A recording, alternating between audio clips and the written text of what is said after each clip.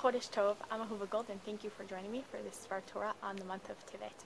In the month of Tevet, we have Asara B'Tevet, the fast commemorating 3 separate events that happened on 3 consecutive days, the 8th, the 9th, and the 10th of the month.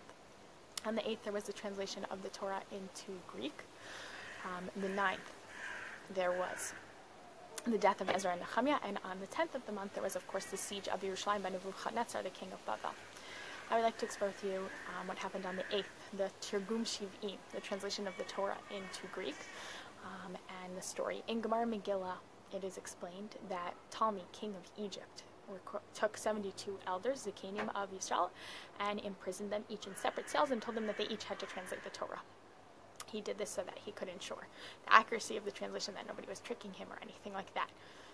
The Zikanim recognized that there are certain phrases in the Torah that would be problematic to translate directly, especially for a non-Jewish king who could come and threaten Am Yisrael and create different issues and animosity, and they therefore, and additionally, didn't want the king, the non-Jew, to misunderstand different things in the Torah, so they had to make certain changes to the Torah. The problem was, how are they all going to make the same changes? But by a miracle, they all made the exact same changes to the Torah, which is a happy part of the story. But overall, this is not a happy story. Why? Because our precious Torah was translated into Greek.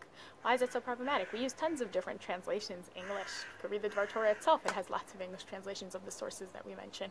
So what's so bad about it? Chazal give us a mashal in Megillah Ta'anit of a lion that is caged, imprisoned, and everyone comes and laughs at this lion and says, "Where's your strength?" And that is what the Torah is. The Torah is imprisoned in the Greek. It can't have all of its meaning, and everyone could come and look at it, read the Greek, not try to understand its depth, not try to see the context, and just make fun of the Torah. And that was the fear of translating the Torah, and part of the tragedy as well.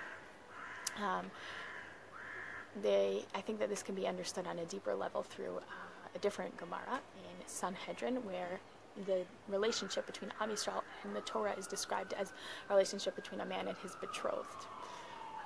Where obviously in a relationship, a love relationship, there's intimacy, there's closeness, there's sharing, there's vulnerability, but it's all safe and in the context of someone who's trying to understand and trying to bring out the beauty and the good, which is not what happens and not comfortable in relationships with people you're less close with, or people who aren't trying to make you look good or trying to understand you or trying to bring out the best in you.